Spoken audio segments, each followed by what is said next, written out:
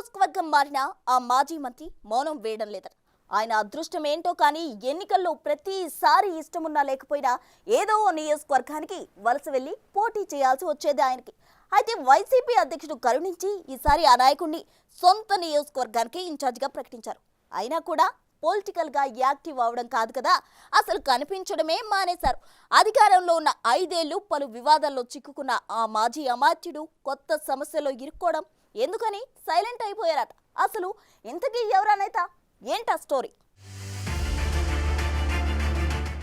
ఏపీలో వైసీపీ ఓటమి తర్వాత మాజీ మంత్రి జోగి రమేష్ మౌనవ్రతం పట్టారు. 3 సార్లు వైసీపీ నుంచి పోటీ చేసి జోగి రమేష్ ఒక్కసారి గెలిచి జగన్ కేబినెట్ లో బెర్త్ దక్కించుకున్నారు. 2014లో సొంత నియోజకవర్గం మైలవరం నుంచి పోటీ చేసిన ఆయన తన రాజకీయ ప్రత్యర్థి అయిన మాజీ మంత్రి దేవినేని ఉమా చేతిలో ఓటమి పాలయ్యారు. దాంతో ఒక మైలవరంలో జోగి రమేష్ గెలుపు అసాధ్యమని భావించిన వైసీపీ అధ్యక్షుడు జగన్ 2019 ఎన్నికల నాటికి ఆయన్ని పెడనకు షిఫ్ట్ చేశారు. 2009లో జోగి రమేష్ కాంగ్రెస్ తరపున అదే పెడన నుంచి మొదటిసారి ఎమ్మెల్యేగా గెలిచారు. 2019లోనూ విజయం సాధించి మంత్రి పదవి దక్కించుకోగలిగారు.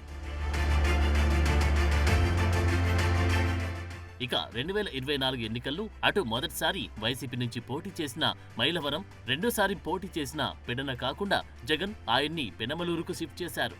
అక్కడ ఓడిపోయిన జోగి రాజకీయ భవితవ్యం ఏంటనేది ఆయనకి అర్థం కాకుండా తయారైందట.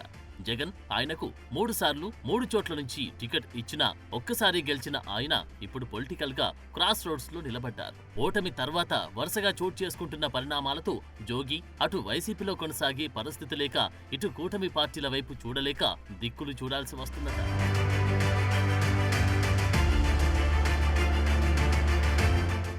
ఏపీలో కూటమి ప్రభుత్వం అధికారంలోకి రాగానే జోగి రమేష్ తమ ప్రభుత్వం ఉన్నప్పుడు ప్రదర్శించిన దూకుడికి మూల్యం చెల్లించుకోవాల్సి వస్తుంది.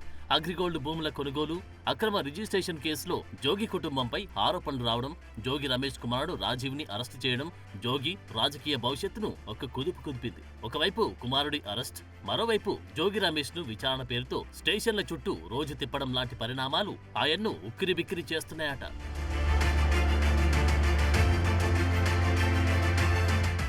దాంతో జోగి రమేష్ పొలిటికల్ గా సర్వైవ్ కాలేక ఇటు పార్టీలు యాక్టివ్ అవ్వలేక సతమతం అవుతూ ఉండడంతో ఆయన భవిష్యత్తులో అయినా రాజకీయంగా యాక్టివ్ అవడం కష్టమే అన్న చర్చ వైసీపీ వర్గాల్లోనే పెద్ద ఎత్తున నడుస్తుందట. వైసీపీ అధికారంలో ఉన్నప్పుడు సమయం సందర్భం లేకుండా అటు టీడీపీ, జనసేన పార్టీలని లోకేష్, పవన్ కళ్యాణ్ని టార్గెట్ చేసి తీవ్ర విమర్శలు గుప్పించారు జోగి రమేష్. అంతేనా తన అనుచరగణంతో వెళ్లి ఏకంగా తాడేపల్లిలోని చంద్రబాబు నాయుడు నివాసంపై దాడికి ప్రయత్నించారు. ఇక కోర్టు స్వాధీనంలో ఉన్న అగ్రిగోల్డ్ భూములను అక్రమంగా తన కొడుకు పేరిట రిజిస్ట్రేషన్ చేయించుకున్నారు.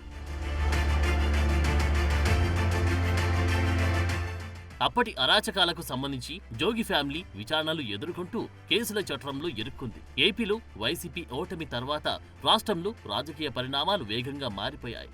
కూటమి ప్రభుత్వం అధికారంలోకి రాగానే వైసీపీ అధ్యక్షుడు జగన్ కంటే జోగి రమేష్ పొలిటికల్ గా మొదట టార్గెట్ అయ్యారు. అధికారంలో ఉన్నప్పుడు వైసీపీని పల్లెత్తు మాట అన్నా కూడా తీవ్ర స్థాయిలో విరుచుకుపడిన జోగి రమేష్ ఇప్పుడు కేసుల భయంతో అనూహ్యంగా సైలెంట్ అవడంతో భవిష్యత్తులో అయినా జోగి రమేష్ అజ్ఞాతాన్ని వీడతారా లేదా అనే చర్చ పెద్ద ఎత్తున నడుస్తోంది.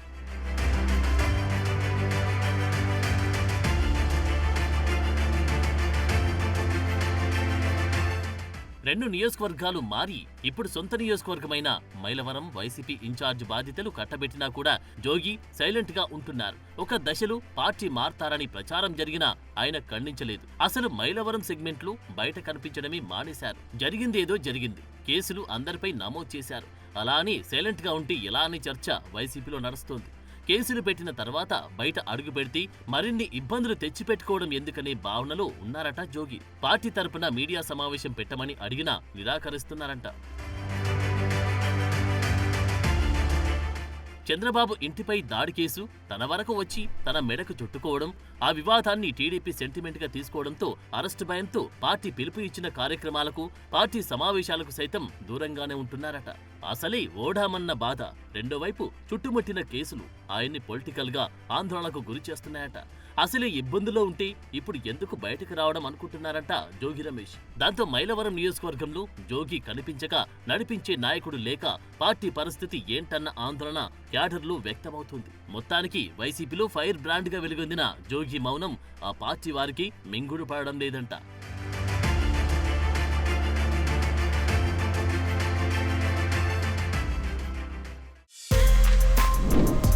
For more videos like this, subscribe Big TV channel.